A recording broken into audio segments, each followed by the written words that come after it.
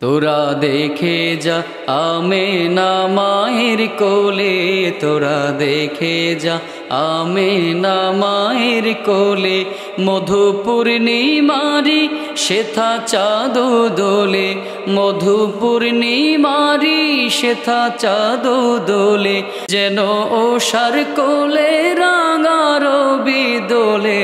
তোরা দেখে যা আমেনা মায়ের কোলে, তোরা দেখে যা আমেনা মায়ের কোলে। কুরআনুল কারীমের সূরা আহজাবের 21 নম্বর আয়াতে বলেন, লাকাদ কানা লাকুম ফি রাসূলিল্লাহি উসওয়াতুন হাসানা, লাকাদ কানা লাকুম ফি রাসূলিল্লাহি উসওয়াতুন হাসানা লিমান কানা ইয়ারজুল্লাহ ওয়াল ইয়াউমাল আখির ওয়া যাকারাল্লাহা কাসীরা।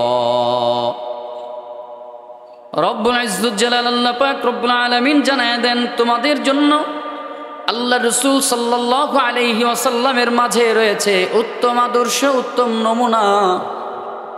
লাকাদ কানা লাকুম ফি রাসূলিল্লাহি উসওয়াতুন হাসানা, পয়গম্বরের আদর্শের মাঝেই রয়েছে, আল্লাহ তাআলা বলেন রাসূলের আদর্শের মাঝেই রয়েছে তোমাদের জন্য উত্তম আদর্শ, উত্তম নমুনা। এরপরে আল্লাহ তাআলা জানায়া দেন, লিমান কানা ইয়ারজুল্লাহ ওয়াল ইয়াউমাল আখির ওয়া যাকারাল্লাহা কাসীরা।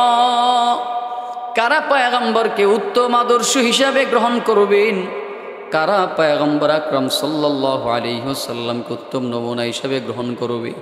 বলে যারা 1 নাম্বার লিমান কানা ইয়ারজুল্লাহ, যারা আল্লাহ পাক রব্বুল আলামিনের সন্তুষ্টি যারা অর্জন করতে চায় তাদের জন্য। 2 নম্বরে ওয়াল ইয়াউমাল আখির, যারা আখিরাতে সফলতা চায় তাদের জন্য রাসূলের আদর্শ উত্তম নমুনা। 3 নম্বরে ওয়া যাকারাল্লাহা কাসীরা, যারা আল্লাহকে বেশি বেশি পরিমাণে যারা স্মরণ করতে চায়, পয়গম্বর আকরাম সাল্লাল্লাহু আলাইহি ওয়াসাল্লামের আদর্শের মাঝে রয়েছে উত্তম নমুনা। তাহলে আমরা যারা আছি একটু মুহাব্বতের সাথে জানতে চাই যে আমরা আল্লাহর সন্তুষ্টি চাই কি চাই না।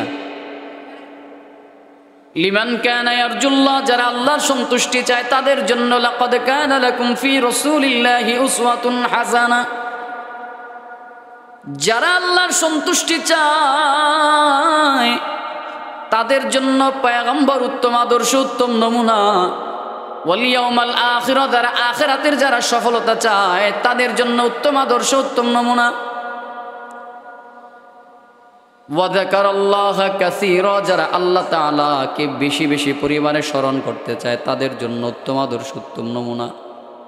আল্লাহ তাআলা আপনার আমার পয়গম্বরকে লিডার হিসাবে, নেতা হিসাবে, আল্লাহ তাআলা আমাদেরকে আমির হিসাবে, রাসূলকে আমাদের আমির হিসাবে প্রেরণ করলেন। এজন্য পয়গম্বর যেহেতু আমাদের উত্তম আদর্শ, উত্তম নমুনা, উত্তম লিডার, এর জন্য আপনার আমার পয়গম্বরের সিরাত জানা অত্যন্ত জরুরি।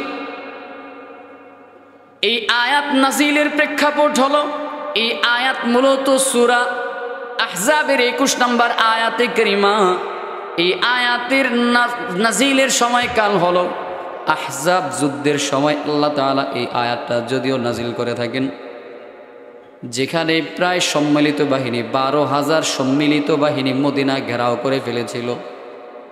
ওই সময়টায় কিছু মুনাফিক যুদ্ধের সময় প্রতিকূল চরম পর্যায়ে যখন পরিস্থিতিতে পৌঁছে যায়, যুদ্ধের সময় যা চরম পরিস্থিতিতে যখন প্রতিকূল পরিস্থিতিতে যখন চলে গেল, কিছু লোক জিহাদ এবং দৃঢ়তার চেয়ে নিজেদের সুবিধাকে প্রাধান্য দিতে শুরু করে পলায়নের মনোভাবের আশ্রয় নিয়েছিল।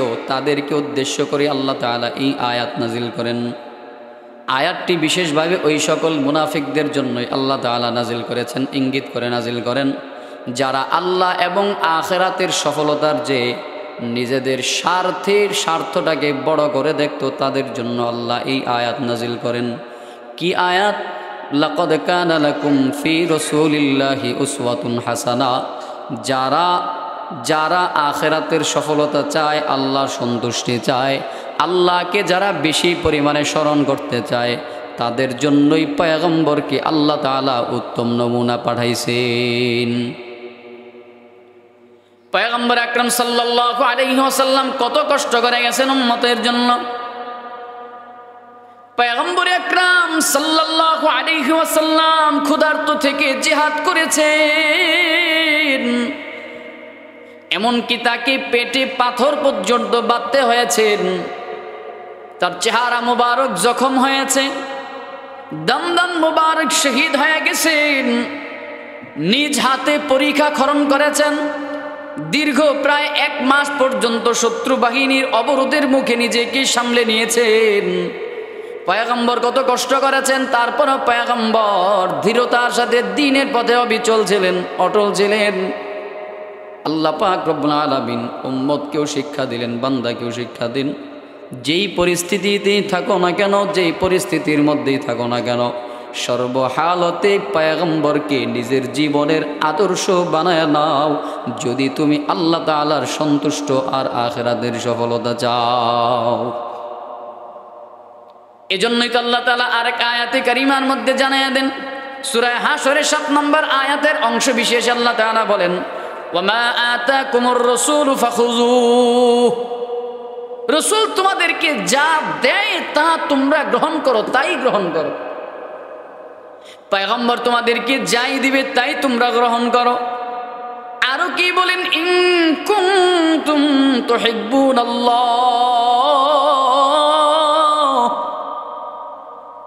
যদি তোমরা আল্লাহকে ভালোবাসতে চাও, ফাত্তাবিউনি, পয়গম্বরের আয়াত শানে আয়াত নাজিল করে আল্লাহ বলেন ফাত্তাবিউনি, পয়গম্বর আপনি বলে দেন যদি আল্লাহর সন্তুষ্টি চাও, ফাত্তাবিউনি, আমি পয়গম্বরকে ইত্তেবা করো।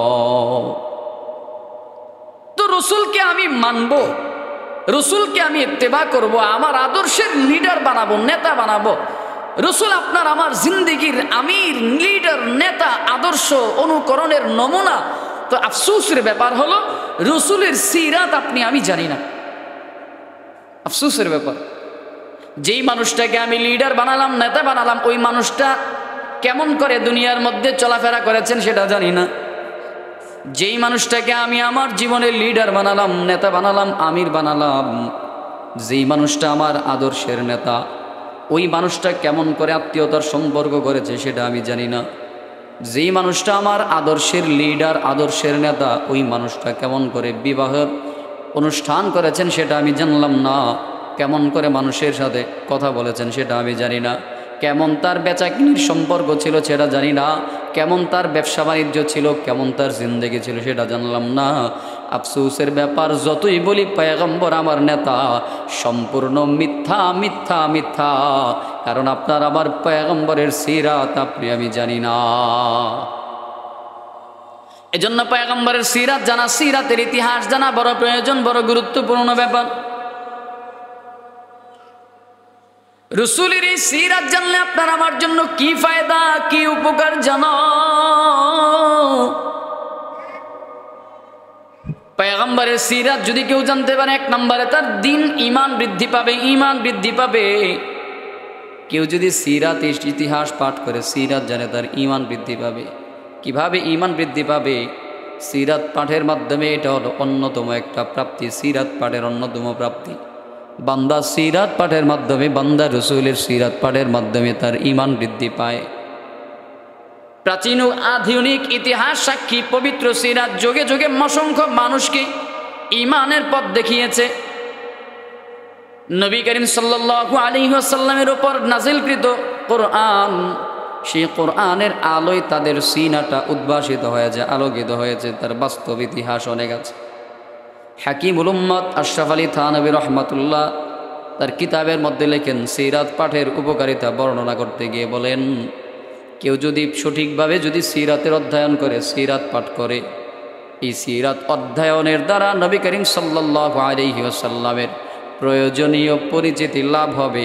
আর এই পরিচয় লাভের মাধ্যমে অনিবার্যভাবে সৃষ্টি হবে পয়গম্বরের প্রতি মুহাব্বত ভালোবাসা। আর এই মুহাব্বত ভালোবাসার কারণে আপনার আমার দ্বারা সম্ভব হবে পয়গম্বরের সাথে জান্নাতে থাকতে পারা। সিরাত পাঠের মাধ্যমে রাসূলের প্রতি মুহাব্বত বৃদ্ধি পাবে। আর পয়গম্বর কি জানায়া দেন, ওয়ামান আহাব্বানি, আর যে ব্যক্তি আমি পয়গম্বরকে মুহাব্বত করবে, কানা মাই ফিল জান্নাহ, ওই মানুষটা আমি পয়গম্বরের সাথে জান্নাতে থাকবে। এজন্য রাসূলের সিরাত জানা বড় জরুরি, বড় গুরুত্বপূর্ণ ব্যাপার। চলেন আর একটু সামনের দিকে আগাই। এই সিরাতের প্রতি পয়গম্বরের সাহাবী যারা ছিল তাদের কেমন মায়া ছিল। রব্বুল ইজ্জত জালালাল্লাহ পাক রব্বুল আলামিন জানায়া দেন, রাসূলের প্রতি মুহাব্বত লাগবে, আল্লাহর প্রতি মুহাব্বত লাগবে, দ্বীনের প্রতি মুহাব্বত লাগবে। হ্যাঁ, রাসূলের প্রতি মুহাব্বত যদি তোমার কমে যায় তাহলে তোমার ঈমান নষ্ট হয়ে যাবে, ঈমান কমে যাবে, ঈমান দুর্বল হয়ে যাবে। নবী করিম সাল্লাল্লাহু আলাইহি ওয়াসাল্লামের সিরাত পাঠের মাধ্যমে আমরা দ্বীন, ঈমান, জ্ঞান, প্রজ্ঞা, আদব, আখলাক, আদর্শ জীবন গঠন ও আল্লাহর দিকে দাওয়াত সকল ক্ষেত্রে অতুলনীয় পাথে আমরা অর্জন করতে পারি। এই সিরাত পাঠের মাধ্যমে অন্যতম একটা প্রাপ্তি হলো দ্বীন, ঈমান। সিরাত, পবিত্র সিরাত পাঠের অন্যতম প্রাপ্তি হচ্ছে ঈমান বৃদ্ধি হওয়া, ঈমান বৃদ্ধি পাওয়া। আধুনিক ও প্রাচীন ইতিহাস সাক্ষী, পবিত্র সিরাত যুগে যুগে অসংখ্য মানুষকে ঈমানের পথ দেখিয়েছে। নবী করিম সাল্লাল্লাহু আলাইহি ওয়াসাল্লামের উপর নাজিল হওয়া কোরআন, সেই কোরআনের আলোয় উদ্ভাসিত তার বাস্তব জীবন। হাকিমুল উম্মাত আশরাফ আলী থানভী রাহমাতুল্লাহি তাআলা তার কিতাবের মধ্যে লিখেন, সিরাত পাঠের উপকারিতা বর্ণনা করে বলেন, সিরাত অধ্যয়নের দ্বারা নবী করিম সাল্লাল্লাহু আলাইহি ওয়াসাল্লামের প্রয়োজনীয় পরিচিতি লাভ হবে। আর এই পরিচয় লাভের মাধ্যমে অনিবার্যভাবে সৃষ্টি হবে রাসূলের প্রতি মুহাব্বত ভালোবাসা। যে ভালোবাসার দারুণ সত্য প্রতিশ্রুতি অনুযায়ী লাভ হবে জান্নাত।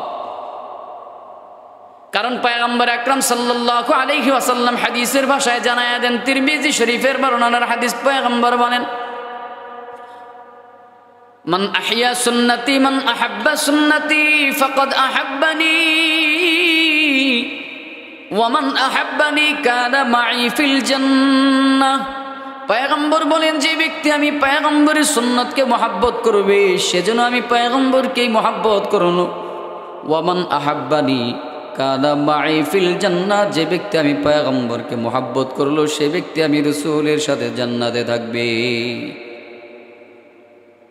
রাসূল সাল্লাল্লাহু আলাইহি ওয়াসাল্লামের পরিপূর্ণ খাঁটি আনুগত্য, তার আদব আখলাকের অনুসরণ, শরীয়তের নীতি ও বিধানকে প্রবৃত্তির চাহিদা, সামাজিক রসম রেওয়াজের উপর প্রাধান্য দেওয়া এবং দাওয়াতের পথে জান মালের কোরবানি পেশ করা কিছুতেই সম্ভব নয় যদি এই গভীর আন্তরিক ও মন মস্তিষ্কে আচ্ছন্নকারী মহাব্বত অন্তরে না থাকে।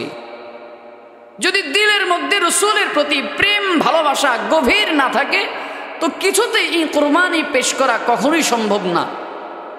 আর এজন্যই তো আল্লাহ পাক রব্বুল আলামিন সূরা তাওবার 24 নম্বর আয়াতে কারিমার মধ্যে আল্লাহ তাআলা জানায়া দেন, কুল ইন কানা আবাউকুম ওয়া আবনাউকুম ওয়া ইখওয়ানুকুম ওয়া আজওয়াজুকুম ওয়া আশীরাতুকুম ওয়া আমওয়ালুন ইকতারাফতুমুহা ওয়া তিজারাতুন তাখশাউনা কাসাদাহা ওয়া মাসাকিন তারদাউনাহা আহাব্বা ইলাইকুম মিনাল্লাহি ওয়া রাসূলিহি ওয়া জিহাদিন ফি সাবিলিহি ফাতারাব্বাসু হাত্তা ইয়াতিয়াল্লাহু বিআমরিহি ওয়াল্লাহু লা ইয়াহদিল কওমাল ফাসিকিন। রব্বুল ইজ্জত জালাল আল্লাহ পাক রব্বুল আলামিন বলেন, আবাউকুম ওয়া আবনাউকুম, পয়গম্বর আপনি বলেন তোমাদের কাছে যদি আল্লাহ এবং তার রাসূল এবং তার পথে জিহাদ করা অপেক্ষা বেশি প্রিয় হয়, বলে আল্লাহ এবং রাসূলের চাইতে বেশি প্রিয় যদি হয় তোমাদের পিতা, আবাউকুম ওয়া আবনাউকুম ওয়া ইখওয়ানুকুম ওয়া আজওয়াজুকুম, তো আল্লাহ এবং আল্লাহ রাসূলের চাইতে যদি বেশি প্রিয় হয় তোমাদের পিতা, তোমাদের সন্তান, তোমাদের ভাই, তোমাদের স্ত্রী, ওয়া আশীরাতুকুম তোমাদের খানদান, ওয়া আমওয়ালুন ইকতারাফতুমুহা, তোমাদের অর্জিত সম্পদ, ওয়া তিজারাতুন তাখশাউনা কাসাদাহা, তোমাদের সেই ব্যবসা বাণিজ্য যা লস হওয়ার আশঙ্কা করো, ওয়া মাসাকিনু তারদাউনাহা, এবং তোমাদের বাসস্থান যা তোমরা ভালোবাসো। বলে এগুলো যদি তোমাদের অন্তরের মধ্যে আল্লাহ এবং আল্লাহ রসুলের চাইতে বেশি মোহাব্বত তৈরি হয়ে যায়, তাহলে তোমাদের জন্য বড় বিপজ্জনক কথা। আল্লাহ পাক রব্বুল আলামিন বলেন, ওয়াল্লাহু লা ইয়াহদিল কওমাল ফাসিকিন, যারা অবাধ্য আচরণকারী হবে, যারা অবাধ্য আচরণকারী হবে, আল্লাহ তাআলা ওই ফাসিকদেরকে কখনোই আল্লাহ তাআলা সৎ পথ প্রদর্শন করেন না। সাহাবায়ে কেরামের ইতিহাস পড়লে পাওয়া যায়, সাহাবায়ে কেরাম পয়গম্বরের প্রতি কেমন আনুগত্যশীল ছিলেন, কেমন মোহাব্বত করে দেন। আল্লাহর প্রতি সাহাবায়ে কেরামের কেমন মোহাব্বত ছিল, দ্বীনের প্রতি সাহাবায়ে কেরামের কেমন আনুগত্য ছিল, আল্লাহ এবং রাসূলের প্রতি কি পরিমাণে মোহাব্বত ছিল। পয়গম্বরের বিশিষ্ট সাহাবী, ইসলামের প্রথম খলিফা হযরতে আবু বকর সিদ্দিক রাদিয়াল্লাহু তাআলা আনহুর দৃষ্টান্ত দেখে পাওয়া যায়। সিদ্দিকে আকবর আপনার আমার পয়গম্বরকে কি পরিমাণে মোহাব্বত করতেন, কি পরিমাণে ভালোবাসতেন।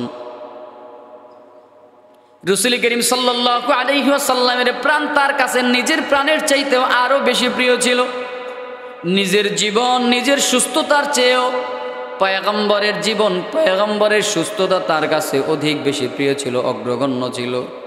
নবী করিম সাল্লাল্লাহু আলাইহি ওয়াসাল্লামের সুস্থতা তার কাছে আরো বেশি প্রাধান্য ছিল, নিজের চাইতেও বেশি। একদিনের ইতিহাস, নিষ্ঠুর উতবা ইবনে রাবিয়া সিদ্দিক আকবর রাদিয়াল্লাহু তাআলা আনহুকে একবার একা পেয়ে তার বাসস্থান থেকে অনেক দূরে নিয়ে সিদ্দিক আকবর রাদিয়াল্লাহু তাআলা আনহুকে কত অত্যাচার, কত মারধর করলো, কত আক্রমণ করলো, কত নির্যাতন করলো। কি পরিমাণ নির্যাতন! বলে মারতে মারতে মারতে মারতে একেবারে বেহুশ বানায় মৃত্যুর কাছাকাছি পর্যন্ত নিয়ে গেল। বুকের মধ্যে বসে চেহারার মধ্যে আঘাত, শরীরের মধ্যে আঘাত, আঘাত করতে করতে তার গোত্রের লোকজন তাকে এমন অবস্থায় পেল। খবর পাইল আবু বকরকে অত্যাচার করা হয়, নির্যাতন করা হয়, মারধর করা হয়। খবর পেয়ে তার গোত্র বনু তাইম তাকে এমন অবস্থায় তাকে উদ্ধার করল যে তার মৃত্যুটা তার যেন একেবারে সন্নিকট ছিল। তাদের এই শঙ্কা হয়েছিল যে আবু বকর মারা যাবে, সে হয়তো আর দুনিয়াতে থাকবে না, বাঁচবে না। এমন একটা পরিস্থিতিতে তারা তাকে উদ্ধার করলো। এই অবস্থায় উদ্ধার হওয়ার পর সিদ্দিক আকবর রাদিয়াল্লাহু তাআলা আনহুকে যখন বাড়িতে নিয়ে আসা হয়, এই অবস্থায় যখন সেবা শুশ্রূষা দিয়ে যখন তাকে হুঁশ ফিরিয়ে আনলো, সিদ্দিক আকবর রাদিয়াল্লাহু তাআলা আনহুর হুঁশ ফিরে আসার পরে সবার আগে যেই কথা মুখে উচ্চারিত হয়েছিল তা হলো, বলো আমার পয়গম্বর, আমার রাসূল নিরাপদ আছে কিনা। আল্লাহু আকবার! নিজের হুঁশ ফিরে আসার পরে সর্বপ্রথম বাক্য উচ্চারণ করলো, বলো আমার রাসূল, আমার পয়গম্বর সুস্থ আছে কিনা বলো। নিজের সুস্থতার চাইতেও পয়গম্বরের সুস্থতাকে আরো বেশি প্রাধান্য দেওয়া হতো। নিজের সুস্থতার চাইতে, নিজের প্রাণের চাইতেও রাসূলের প্রাণকে আরো বেশি প্রাধান্য দেওয়া হতো। লোকজন তাকে আশ্বস্ত করলো, হা পয়গম্বর সুস্থ আছেন, ভালো আছেন। সিদ্দিক আকবর রাদিয়াল্লাহু তাআলা আনহু বলেন, না না, তোমাদের কথা আমার বিশ্বাস হয় না, বিশ্বাস করতে পারি না।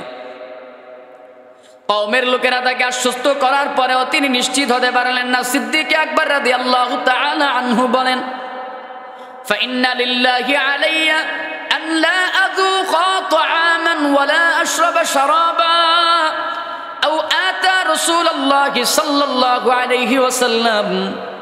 সিদ্দিক আকবর রাদিয়াল্লাহু তাআলা আনহু বলেন, আল্লাহর কসম, আমি ওই পর্যন্ত দানা পানি স্পর্শ করব না যে পর্যন্ত না আমি তার সান্নিধ্য পাই, দর্শন পাই।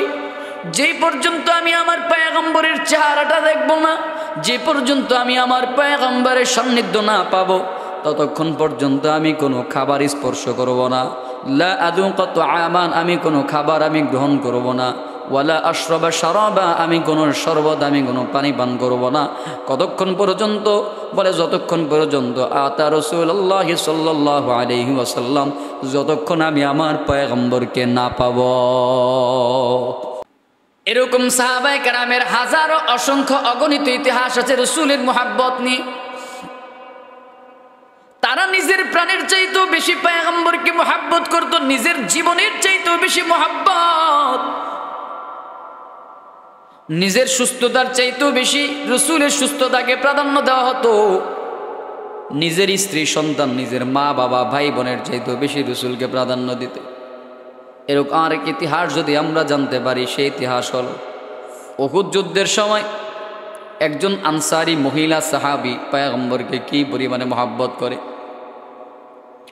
যাকে উহুদ যুদ্ধের পর একের পর একে তাকে সংবাদ দেওয়া হলো, ও মহিলা, তোমার বাবা মারা গেল, উহুদ যুদ্ধে তোমার বাবা শহীদ হয়েছে। মহিলা বলে, আমার এটা জানা জরুরি না, বলো আমার পয়গম্বর কেমন আছে, পয়গম্বর সুস্থ আছে কিনা বলো। বলে, মহিলা, তোমার সন্তান যুদ্ধের ময়দানে শাহাদাত বরণ করেছে। মহিলা বলে, এটা আমার জানা জরুরি না, বলো আমার পয়গম্বর কেমন আছে। বলল, তোমার স্বামী যুদ্ধের ময়দানে শাহাদাত বরণ করেছে। মহিলা বলে, এটা আমার জানা জরুরি না, বলো আমার পয়গম্বর কেমন আছে।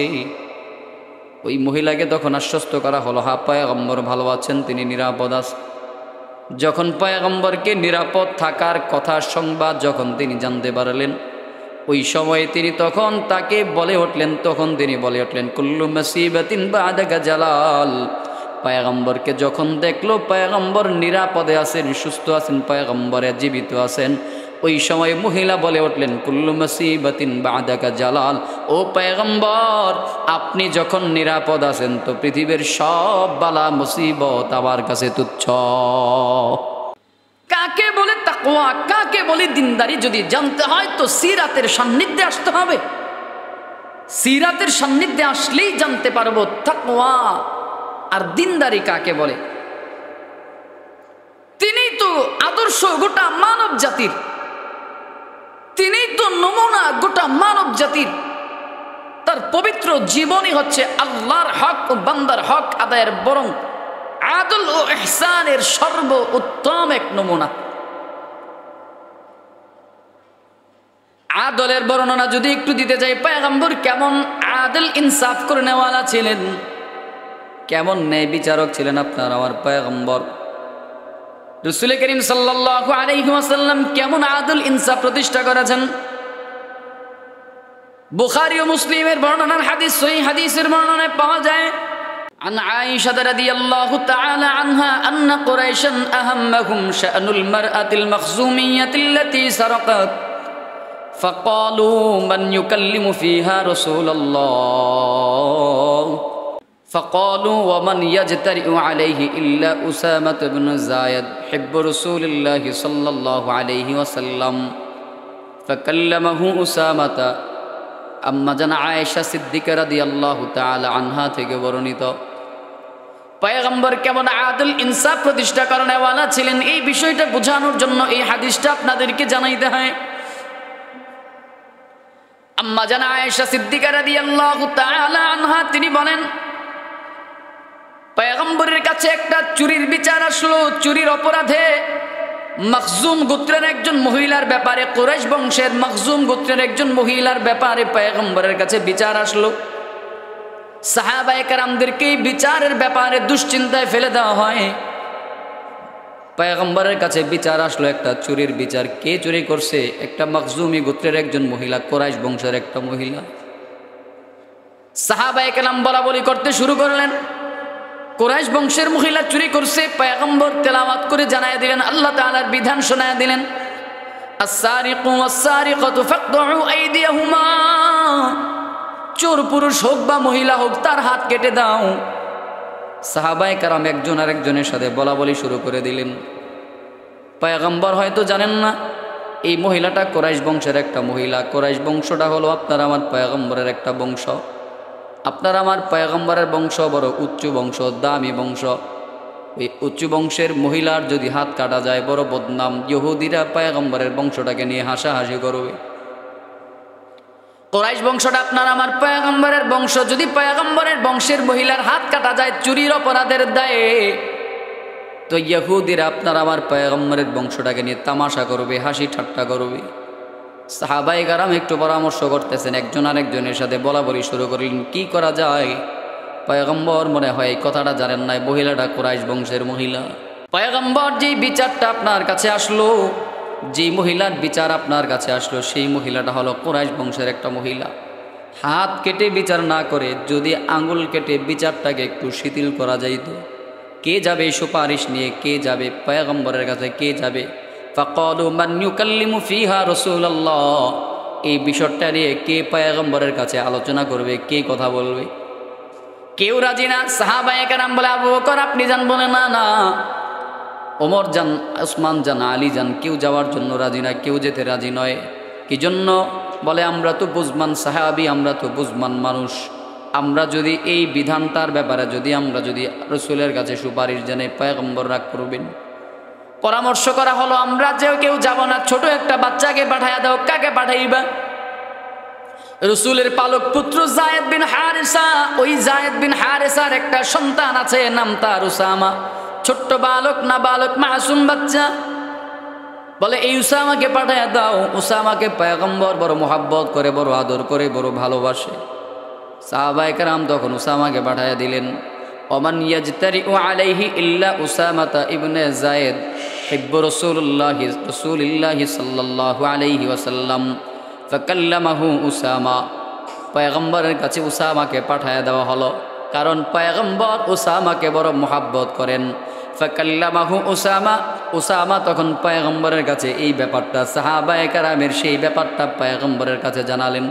ওগো দাদা, যেই বিচারটা আপনার কাছে আসলো, একটু শিথিল করে, হাত না কেটে একটু আঙুল কেটে শিথিল করে দেন, কারণ এই মহিলাটা হলো কুরাইশ বংশের একটা মহিলা। এই কথা শোনার সঙ্গে সঙ্গে আপনার আমার পয়গম্বর ফাকাল রাসূলুল্লাহ সাল্লাল্লাহু আলাইহি ওয়াসাল্লাম, উসামা যখন এই কথা সুপারিশ করল পয়গম্বর তখন সঙ্গে সঙ্গে বলে উঠলেন, সাহাবায়ে কেরামদেরকে তখন বলে উঠলেন, ও সাহাবায়েরা আমরা জানি, ও সাহাবীরা আমি জানি উসামাকে তোমরা আমার কাছেই পাঠাইছো। আতাশফাউ ফি হাদ্দি মিন হুদুদিল্লাহি তাআলা, আল্লাহ তাআলার এই বিধানটার ব্যাপারে তোমরা আমাকে সুপারিশ পাঠাইছো। পয়গম্বর তখন দাঁড়ায় গেলেন। সুম্মা কামা, পয়গম্বর দাঁড়ায় গেলেন। ফাখতাতবা, পয়গম্বর তখন খুতবা দিতে শুরু করলেন, খুতবা দিতে আরম্ভ করলেন, দাঁড়ায় খুতবা দেওয়া শুরু করে দিলেন। সুম্মা ক্বালা, পয়গম্বর তখন বললেন, অতীতের ইতিহাস জানায়া দিলেন। পয়গম্বর বলেন, ও সাহাবীরা তোমরা জেনে নাও, অতীতের অনেক জাতিকে আল্লাহ তাআলা ধ্বংস করে দিয়েছেন শুধুমাত্র এই একটা কারণ। তারা কি করতো জানো? বিচারকরা বিচার করতো, তো কেমন বিচার করতো? বলে তাদের বিচারের অবস্থানটা এমন ছিল, যদি কোনো শরীফ গোত্রের কোনো মানুষ যদি চুরি করত, তাহলে তাদেরকে বিচার না করে তাদেরকে ছেড়ে দেওয়া হতো। তারকুহু, তাদেরকে ছেড়ে দেওয়া হতো, তাদেরকে বাদ দিয়ে দেওয়া হতো যদি কোনো শরীফ গোত্রের কেউ চুরি করত। আর যদি কোনো দুর্বল কোনো মানুষ যদি চুরি করত, তো তারা কি করত? আল্লাহর বিধানটাকে তখন তারা প্রণয়ন করত। দুর্বল কোনো মানুষ চুরি করলে তখন তাদের উপরে সেই বিচারটা চাপায়া দেওয়া হতো।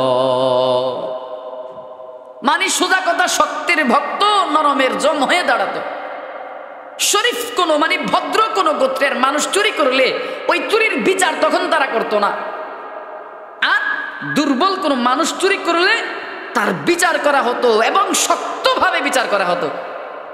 আর এই কারণে আল্লাহ তাআলা পূর্বের অনেক জাতিকে আল্লাহ তাআলা ধ্বংস করে দিয়েছেন, ধ্বংস করে দিয়েছেন।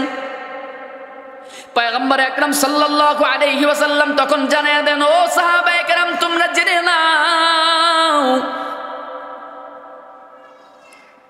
আজকের এই চুরির ঘটনার মধ্যে, চুরির বিচারের জায়গায় যদি কুরাইশ বংশের একটা মহিলা, কেন কুরাইশ বংশের মহিলা না হয়ে এই চুরির বিচারের জায়গায় যদি আমার মেয়ে ফাতেমাও হতো। পয়গম্বর বলেন, লাউ আন্না ফাতিমাতা বিনতা মুহাম্মদ সারাকাত লাকাতাতু ইয়াদাহা, যদি এই চুরির বিচারের জায়গায় যদি কুরাইশ বংশের মহিলা না হয়ে আমার মেয়ে ফাতেমাও যদি হতো, আল্লাহর কসম আমি আল্লাহর আইন বিধানটাকে প্রণয়নকে বাস্তবায়ন করার জন্য, ইনসাফ প্রতিষ্ঠা করার জন্য আমি আমার নিজের হাতে আমার মেয়ের হাত কেটে দিতাম। নিজের হাতে আমি আমার মেয়ের হাত কাটতাম যদি আমার মেয়ে আজকে চুরি করত।